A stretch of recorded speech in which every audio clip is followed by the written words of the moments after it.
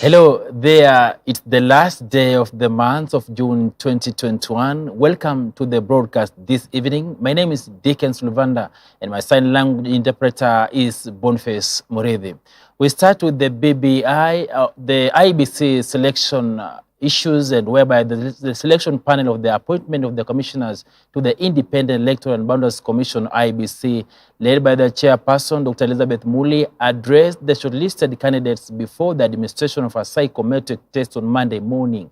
The 36 candidates who also undertook a case study written test in the afternoon before proceeding to the oral interviews to be conducted between July 7th and the 22nd of July.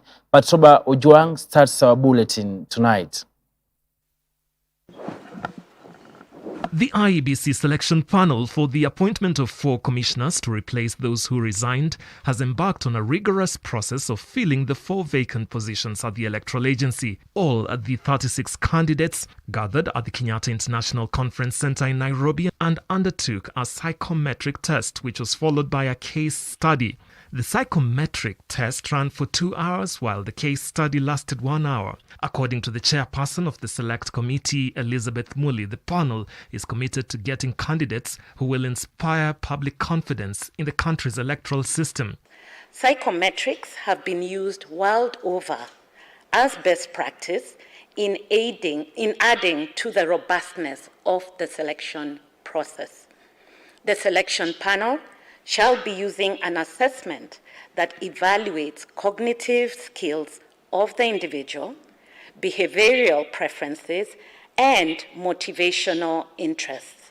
We shall also be assessing levels of emotional intelligence, which is a key component of leadership.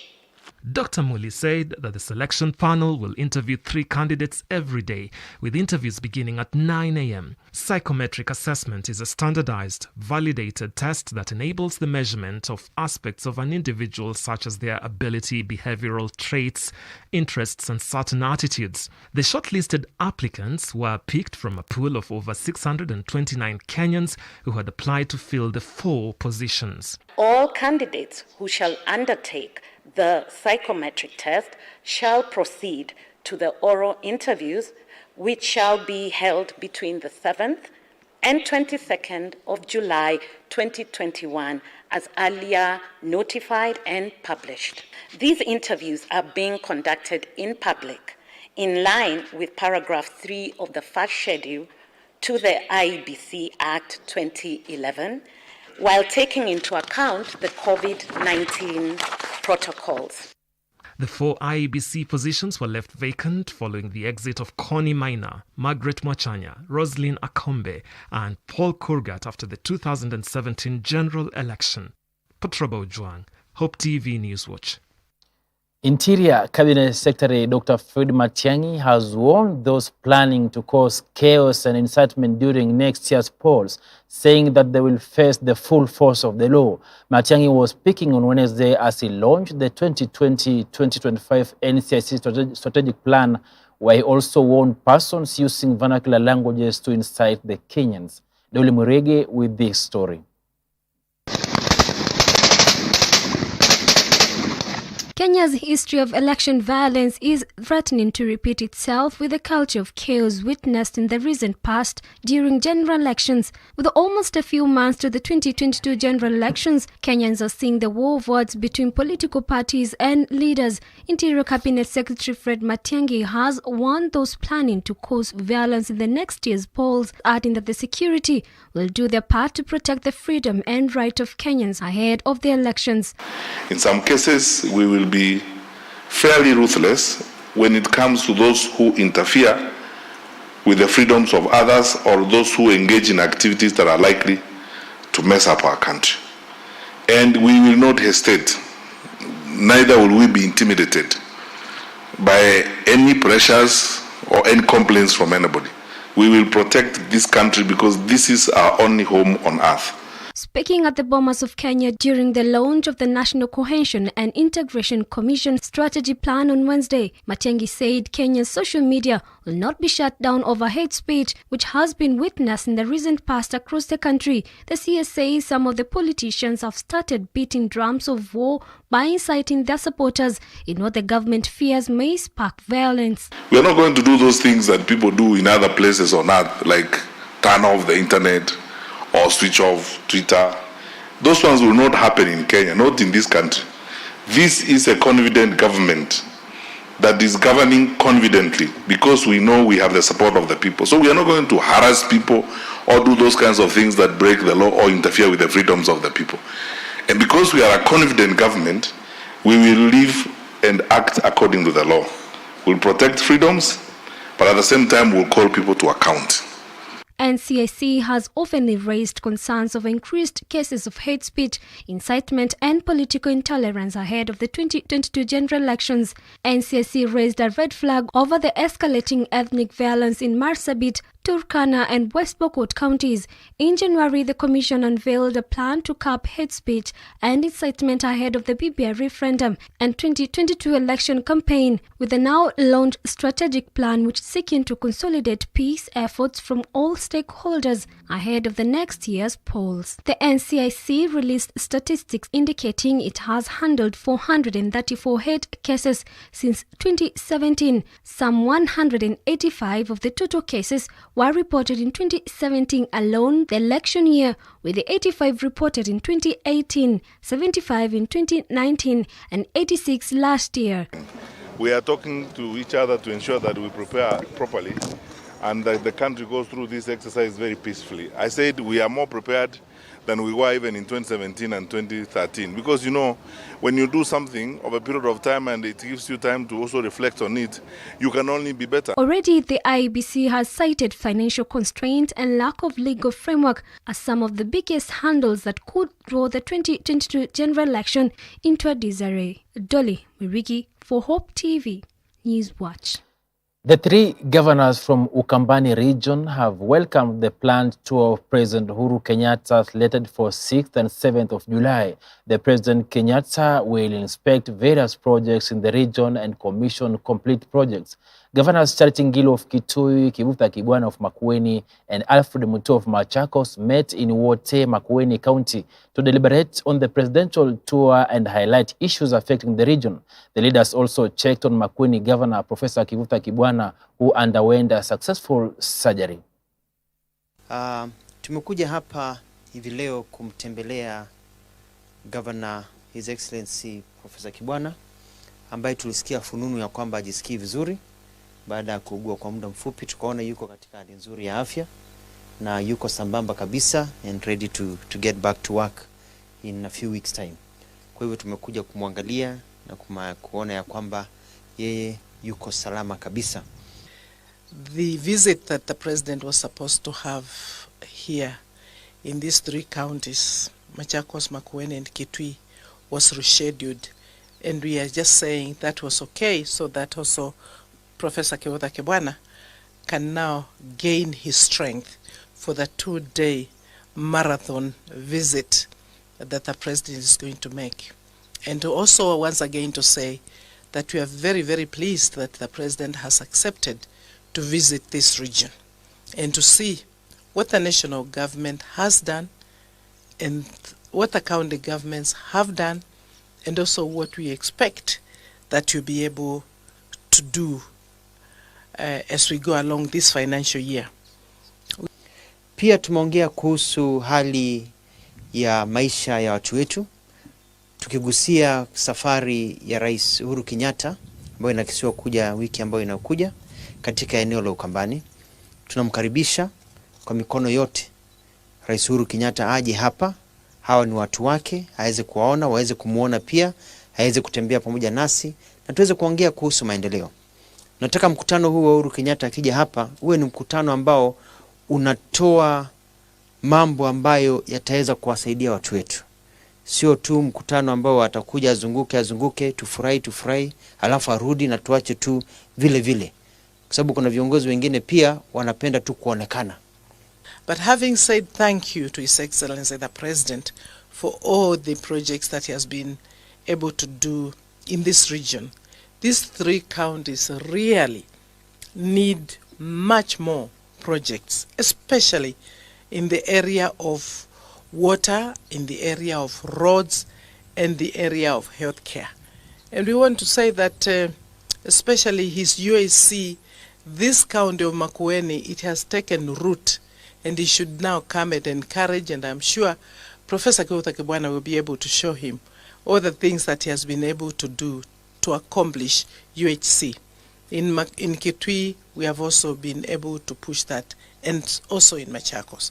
So these are some of the things that we do hope that when he comes here to visit us, we'll be able to join him and to show him the things that he has been doing and the things that we have been doing.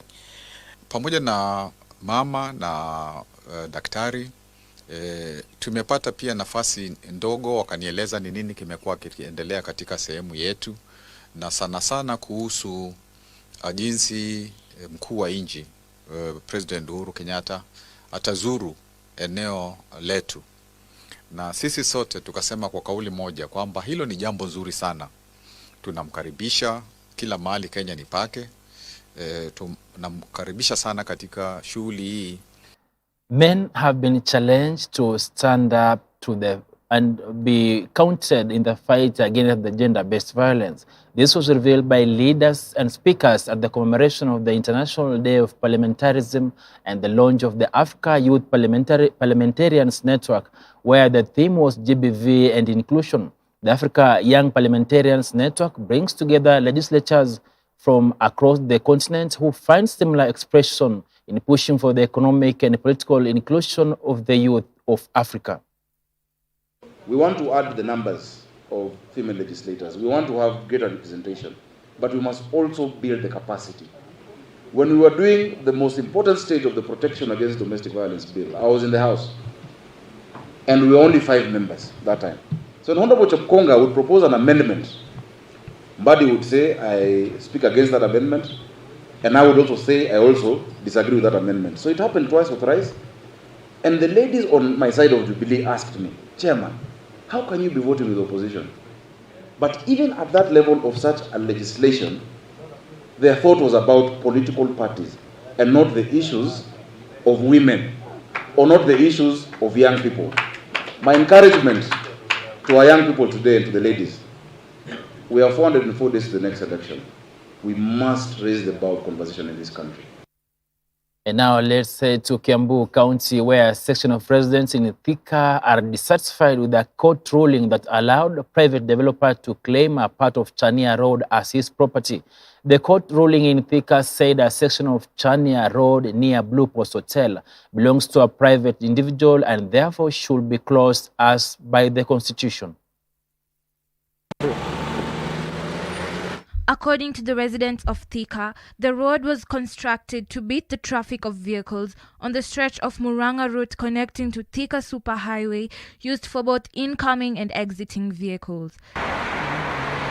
The road having been named after the former Member of Parliament, Alice Ng'ang'a, and the former Governor, Ferdinand Waititu, the court had ordered that a complainant fee of 500,000 Kenyan shillings each should be paid by the 2 former leaders. Alice Wahome found fault with the court's order, saying it should have visited the area to determine if the complainant's piece of land reaches the road. It was ruled that myself and Baba Yao, we are supposed to pay $500,000 fine.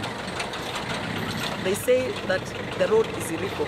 The former Member of Parliament, however, said before they opened the road to the public, they had consulted Kenya National Highways Authority, KENHA, and gotten their permission to resume operations of the road, saying that if the road is closed, users will suffer a lot by experiencing traffic jams and inconveniences. They say that the road is illegal, but I highly doubt whether this road is illegal.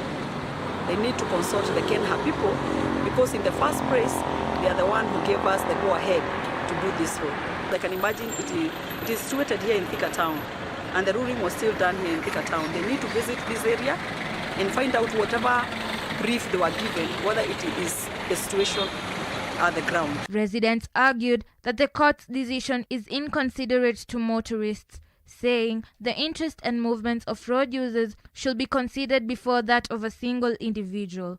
They pleaded with the elected leaders to look into the issue, arguing that the court should not be used to protect offenders who grab public land. Imekuwa muhimu sana sababu hapa jamu iliisha.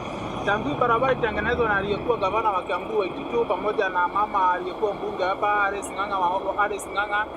Hii barabara ni muhimu sana kwa sababu hapa hakuna jam. Ilimaliza jam kabisa. Hata unapojiangalia unaona magari zinakuja hazigojeani. Hakuna jam sana kuona koti ama mahakama inaamuru kuwa hii barabara ni ya mtu binafsi.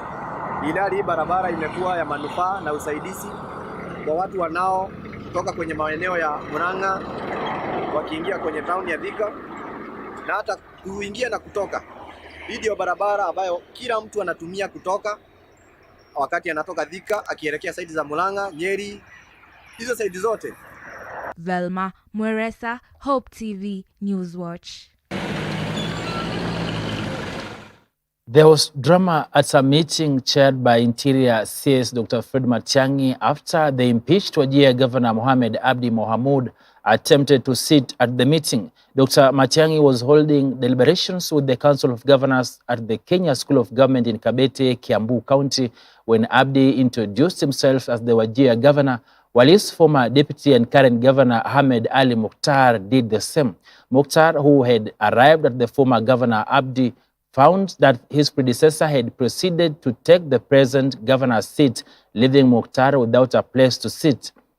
An incident that caused confusion at the high-profile meeting as organizers attempted to get the Wajir governor a place the conference table. Mohamud will later be escorted out of the National Development Implementation and Communication Cabinet Committee meeting with COG by the police officers. The meeting saw the Council of Governors and the National Development Implementation Communication Cabinet Committee agree to harmonize their system and address double taxation imposed on inter-county transporters of goods.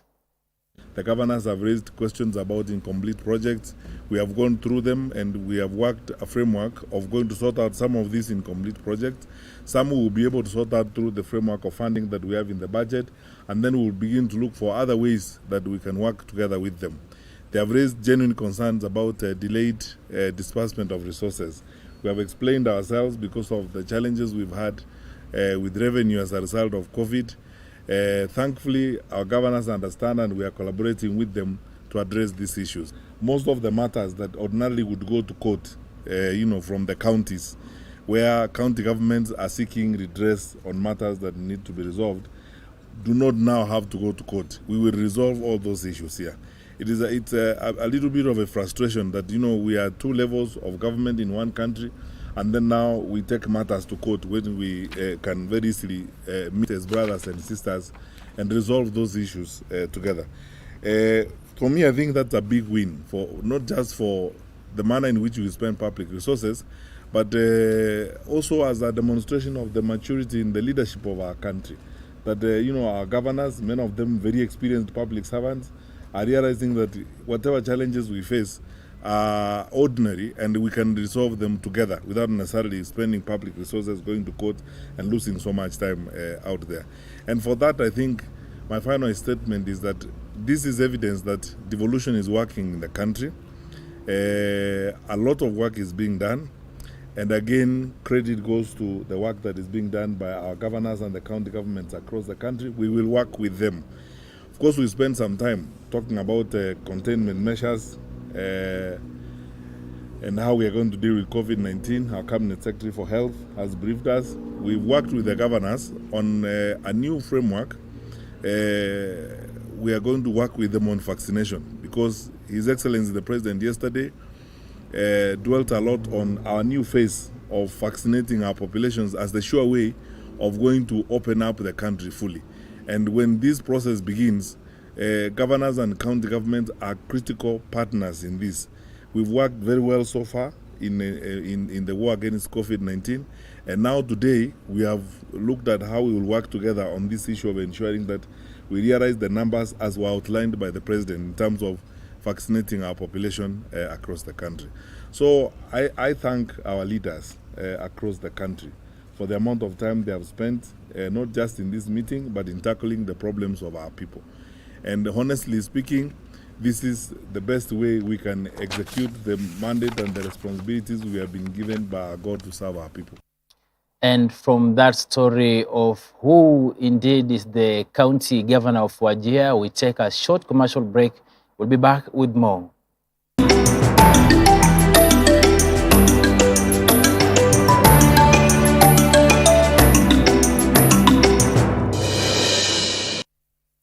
Hope TV is where you look and live, with an excellent selection of the best Christian programming consisting of local and international content, of inspirational stories, talk shows, Bible commentary, youth, health shows, children entertainment, contemporary gospel music, extended times of worship, live broadcast, news, movies, drama, Christian ministry programs, and so much more.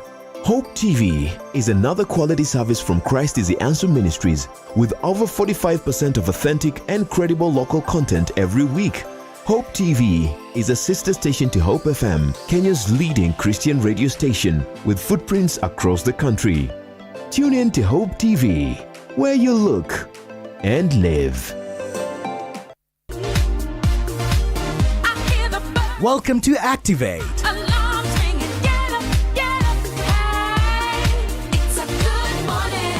It's a good morning. Good morning. Kickstart your day with George and Kerry on the Sweet Hour of Prayer. And welcome to Activate, this being the station where you listen and live. Hope FM. From Nairobi to the world. Great music just for you. Activate. The only show that keeps you activated. Yes, indeed. Activate. Every weekday morning from 5 a.m. to 9 a.m. Only on Hope FM, where you listen and live.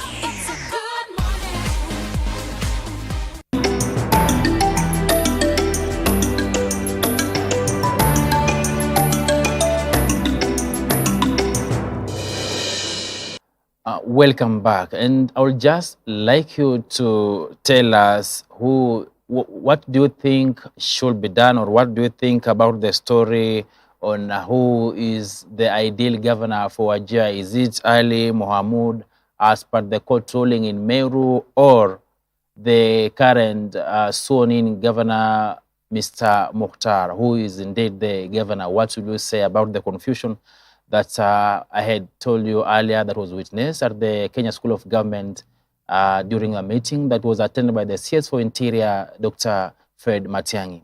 Moving on, business owners in Embu town are crying foul after a night of burglary resulted in the death of a 65-year-old security guard and a colossal loss of goods.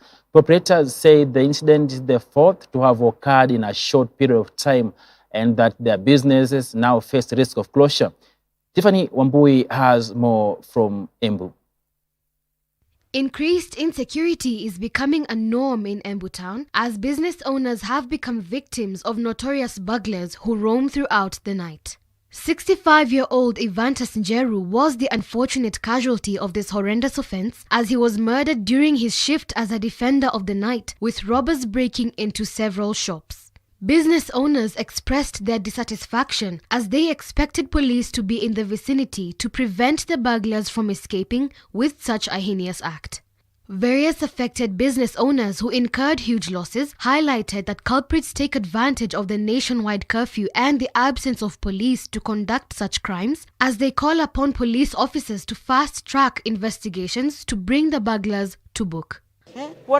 Sasa hata serikali ni tujulie hali, hata sisi tumesumbuliwa sana. Mimi kuibua mara 4 ni kuniambia niende nyumbani. Na hata kuua watchman, wageiba na wasimuue. Kwani sasa kumtoa uhai na wambebeba kila kitu, sasa hivyo ni kusema nini? Ile swali tunajiuliza kubwa, kitu ya kwanza ni kuwa serikali kitu ya kwanza ilikuwa wapi? Na tukiambiwa twende tukalale saa 4, tunajua serikali iko wapi? Iko area. Hiyo kitu ingine, hawa watu inaonekana walikuwa na muda mrefu sana wakati walikaa huku. Juu kabila wavunja hiyo manduka yote, ni manduka karibu 7. They further fear that their businesses are not safe due to the escalated insecurity in the area. Wote wasikirie mambo na waangalie ili tuone wamechukua hatua gani, ili tuone watu wetu watakuwa na ulinzi. Juu kumaanisha ukiona mtu anakuja kama hapa na ako ndani na duka imefunjwa, duka 5, 6 na ameuawa, ni kumaanisha yule mtu ako kwa barabara, huyo ndio ako kwa shinda zaidi. Efforts to get feedback from the Embu West Sub-County Commissioner proved futile, as he gave word that he would make an appearance in the media after receiving a full report. Reporting for Hope TV Newswatch, I'm Tiffany Wamboy. To West Pokot County now, where residents of Iwalatek sublocation in Kipkomo sub-county have rejected the appointment of their new area assistant chief, claiming he is an outsider. Locals staged demonstration in the area and say that the new assistant chief, Japhet Ruto, hails from the neighboring proposed sublocation and not Iwalatek. The new area chief has been appointed to work and succeeded Moses Loyatum, who passed on early this year. The locals say that the appointment was marred by corruption and interfered by politicians who are after putting in place their campaigners in positions. Kwa niaba ya vijana, uteuzi wa Japhet Ruto kama assistant chief wa Iwalatek ilifanywa kinyume na katiba. Na sisi kama vijana tumesimama pamoja na wazazi wetu kwamba hatuwezi fanya kazi na mtu mwenye aliteuliwa bila kufuatilia sheria ya uteuzi katika katiba ya Kenya. Kwa hii uchaguzi ya chief, sisi tumekataa yule amechakuliwa kwa sababu serikali wenyewe walichakua. Hatuchafurahia kama wananchi. Hii ukomo ya leo kwa sababu ameletewa kichana kutoka sublocation nyingine naitwa Propoi, na hapa lo sublocation hiki ni Iwalatek location sublocation, na kuna watoto hapa 5 alifanya hiyo mtihani. Sisi ni kama wayatima kwa sababu tulikuwa na stand chief yetu ambaye amehaka dunia, ametuacha.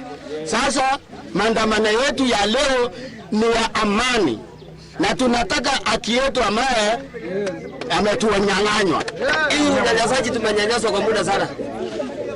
Tumenyanyaswa na ofisi ya MP wetu wa Pokot South kwa muda sana. Tunaenda recruitment, tunaambiwa MP ashaingia, ashachagua yake. Tunaenda kuchaguliwa, tunaenda recruitment ya police, tunaambiwa MP amefika. Mpaka hii chief subject wetu wa area Atib Kazinga ameingia ndani. MP Pokot South. Tungeomba watu anti corruption waweze kuingilia kwa haraka sana.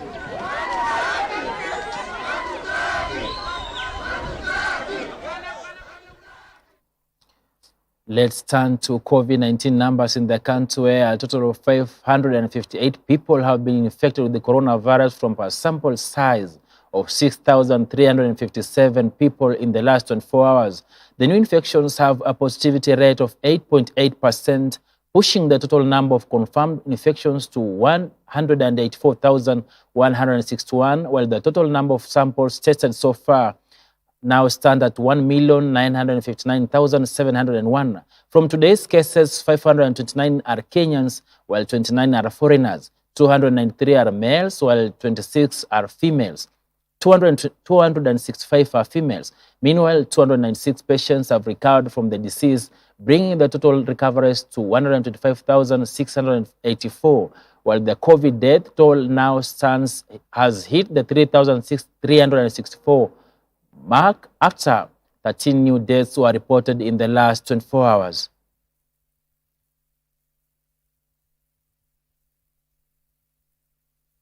Still on the COVID-19, in Kakamega, Governor Wycliffe Oparanya has emphasized on the need to enforce COVID-19 restrictions if the war on coronavirus is to be won. Oparanya has proposed a ban on sporting activities in the country, noting that his county, Kakamega, which is among the 13 counties identified as COVID-19 hotspots, has lost a total of 29 people to the pandemic. The Senate has been challenged also to pass a law that will facilitate transition at the devolved units. Kenya as a country should forget sporting, because sporting is going to be a super spreader. In our own county, for the first time this month, as I talk today, we have lost 29 people who have died because of COVID. And that's why we have insisted that people should not go for funeral, do not go for churches, because there is no need of telling people not to go to the church. And then the same people end up going for a funeral. So enforcement should be strict. President Uhuru Kenyatta on Tuesday met visiting President of the 75th United Nations General Assembly, Volkan Bozkir, who paid him a courtesy call at the State House in Nairobi. The two discussed a number of bilateral and multilateral subjects, including preparations for the 76th session of the UN General Assembly set for September this year.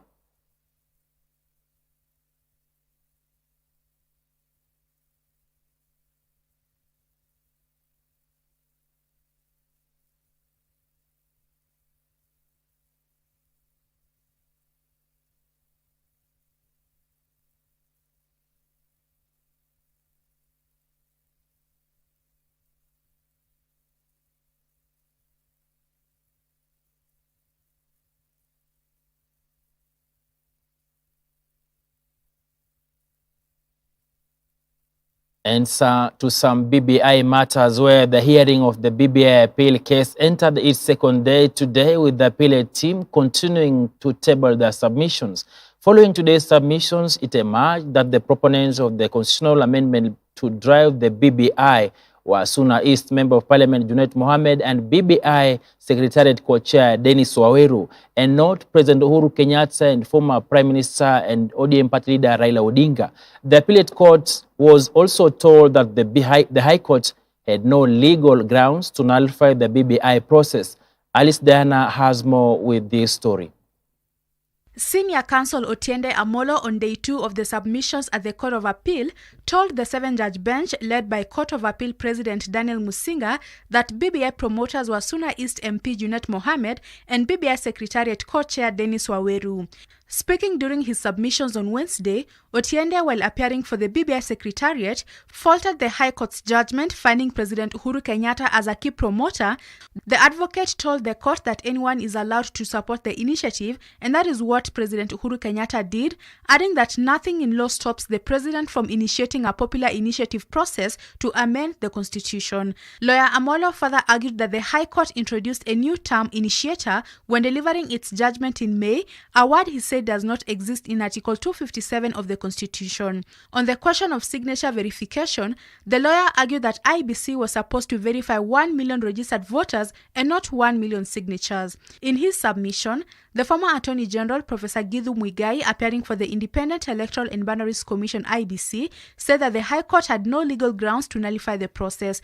Githu said that the only court that has the mandate is the Supreme Court. The High Court of Kenya, sitting as a constitutional court, has a limited jurisdiction. I know that is not a popular view, but it is the correct view in law, in my humble submission. The High Court of Kenya, sitting as a constitutional court, has a limited view. And that view is to entertain constitutional controversies brought to it by parties who have standing before the court and where a clear course of action exists. For Hope TV Newswatch, I'm Alice Diana. Across our borders, Somalia has resolved to conduct a presidential election on October 10th in what analysts say will bring stability after years of fighting. According to the electoral roadmap, the people of Somalia will kick off the voting process by electing their senators on July 25th, with the elections of the representatives of the lower house scheduled to take place on the 10th of August to September 10th. The Somali leaders also agreed to reduce by 50% the registration fees for female candidates vying for parliamentary seats.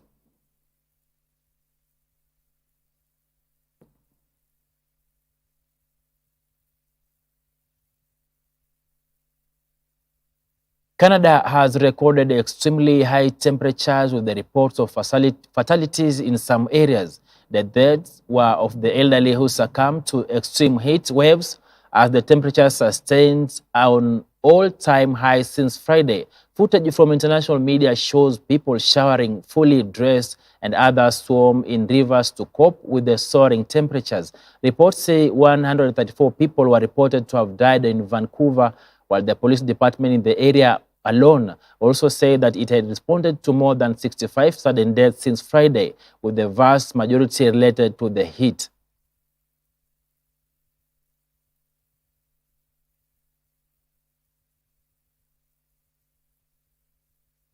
And now let's take a short commercial break. We'll be back with business news and some sporting action. Don't go too far.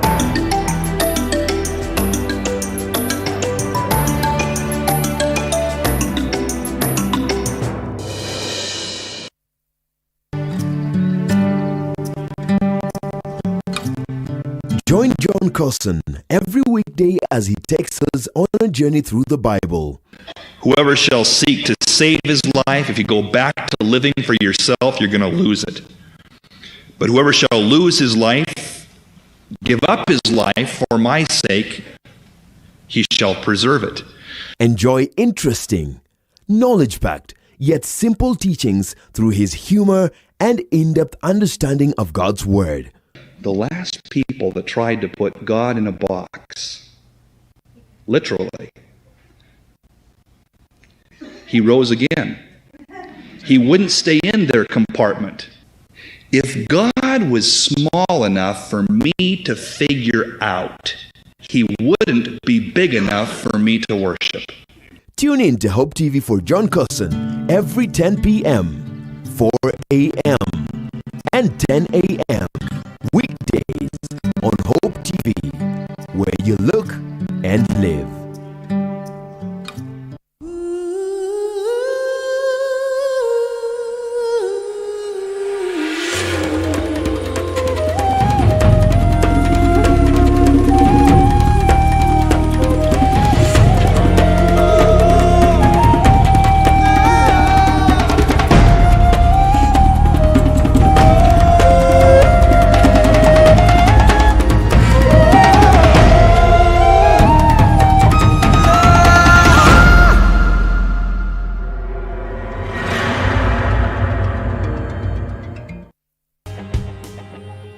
Only God can turn a mess into a message. I have a boy on a wheelchair. Yeah. I'm still preaching on the pulpit. Amen. Niliona mguu ya nyuma inakuja tu kunikanyaga, imenilenga tu kwa tumbo, nikaitana tu Jesus.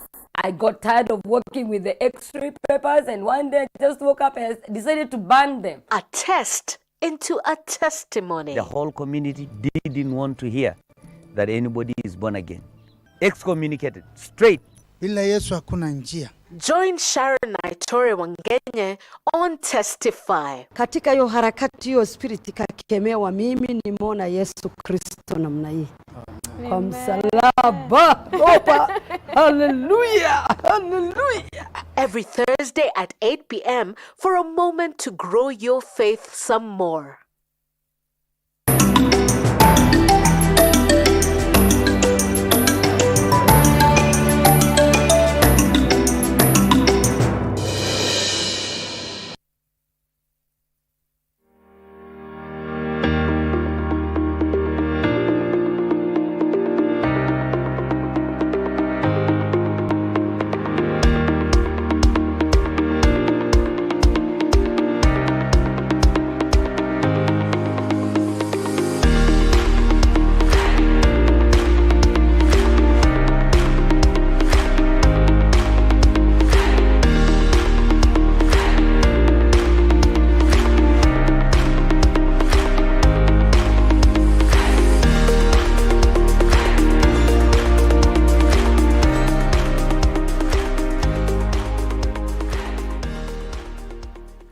Welcome back, and much thanks to the Hope TV social media family. For those who are watching us on Hope TV Kenya on Facebook and also on the YouTube channel. Family Banker Limited on Wednesday officially rang the bell to mark the listing and the commencement of trading of its incorporate bond at the Nairobi Securities Exchange. The Capital Markets Authority gave a nod to list the first tranche of its medium-term notes under the fixed income market segment at the Nairobi Securities Exchange after a successful offer that raised a total of 4.42 billion shillings against a 3 billion shillings target, marking a subscription of 147.3%. Thank you so much.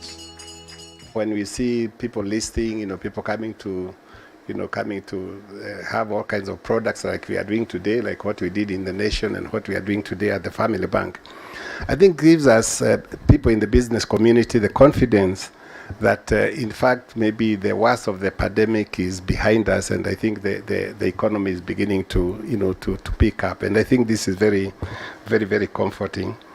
Ladies and gentlemen, Family Bank's bond offer raised Kenya shillings 4.42 billion, a subscription rate of 147.3% against the 3 billion shilling target, which is wonderful. This performance demonstrates the confidence investors have in Family Bank and affirms the importance of the corporate bond market as a key source of business financing.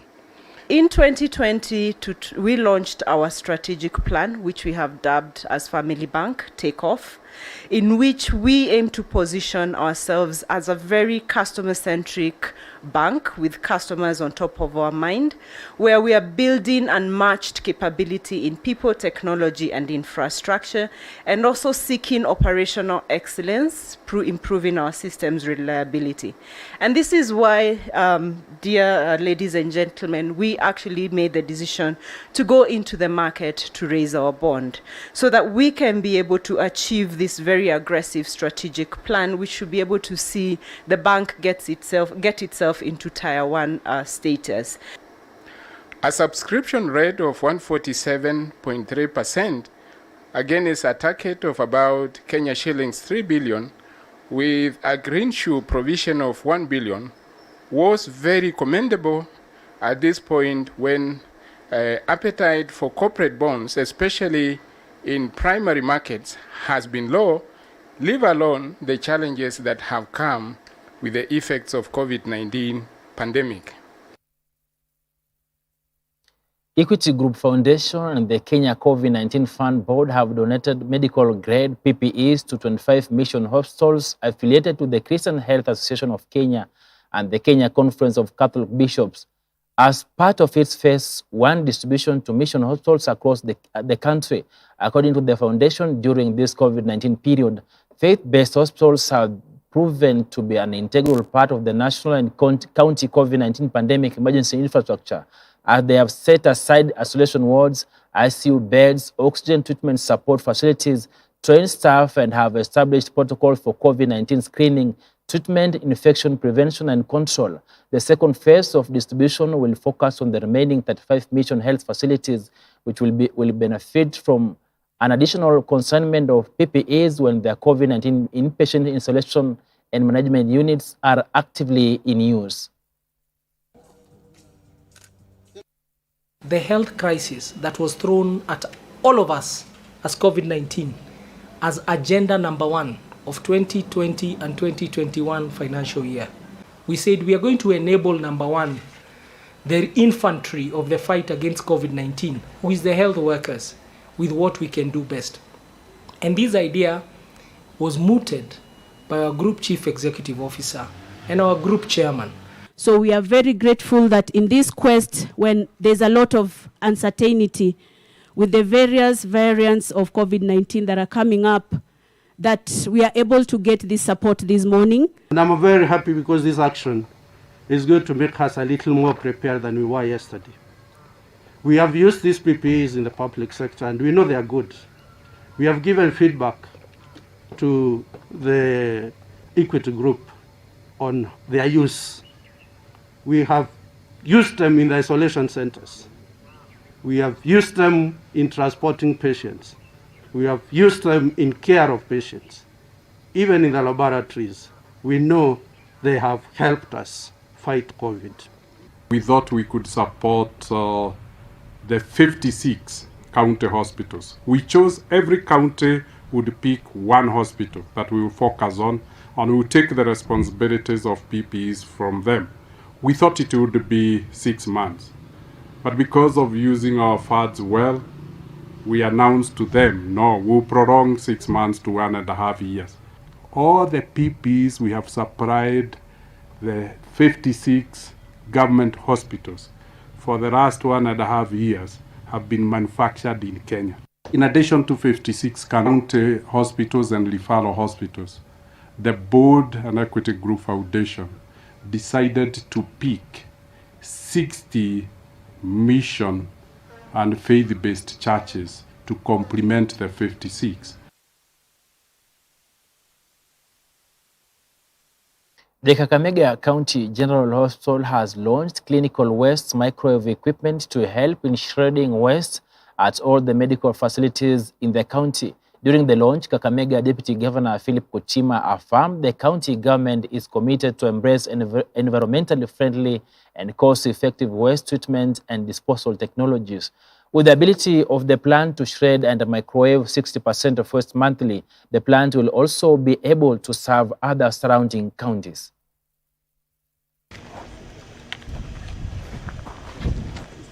The national government, through the Ministry of Health, procured this microwave plant from AMPCO Belgium in the Republic of Belgium. The warehouse was built with the support of the county government of Kakamega to the tune of approximately 3.5 million Kenyan shillings.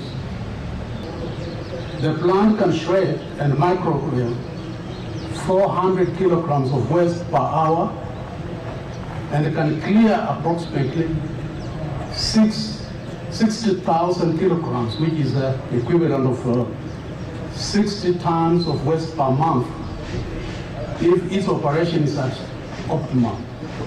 At that rate, this machine can be able to handle all the waste that we get in the county. And it can even operate, it can treat even the waste from the surrounding counties.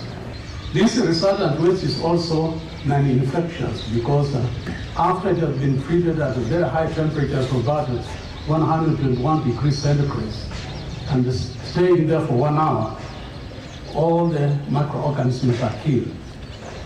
If this waste were to be treated outside the hospital in line with the NEMA 2012 guidelines on hazardous waste management, would have cost the health facilities within the county that 2 million annually. I'm therefore happy that the cooperation between the Ministry of Health and the county government enabled us to set up the plant that we are commissioning today to effectively handle medical waste from our facilities.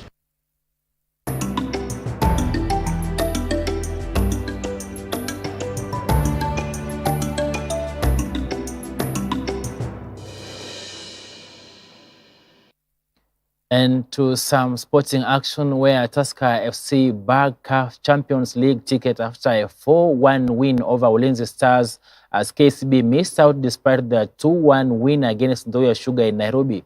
The Brewers will not now represent Kenya in the 2021-2022 CAF Champions League after topping the log on the CAF deadline day after the federation announced Wednesday today as the ultimatum for member associations to submit representatives to its inter-club competitors. Tusker FC currently lead the log with 47 points, a point clear of a second-place KCB with defending champions Gor Mahia sit fourth on 39 points.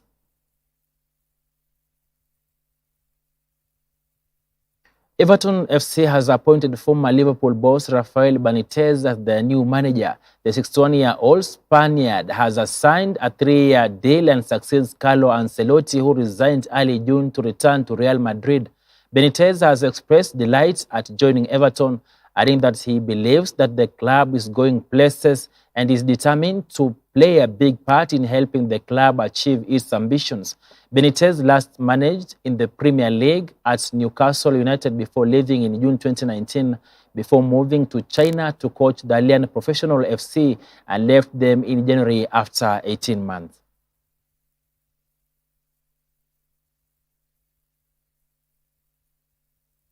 And to some Euro 2020 knockout cases whereby England reached the quarterfinals of the European Champions with a 2-0 win over rivals Germany after Raheem Sterling and Harry Kane scored a second half goals at Wembley. England took the lead in the 75th minute when Luke Shaw scored the ball from the left flank to find Sterling before Kane scored the second in the 86th minute.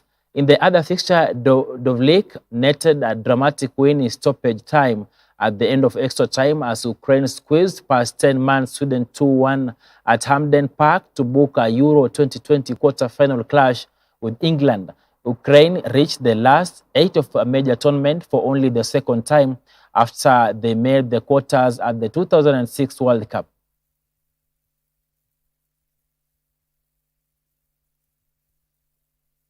And from the story, we end our bulletin tonight. Thank you so much for staying tuned.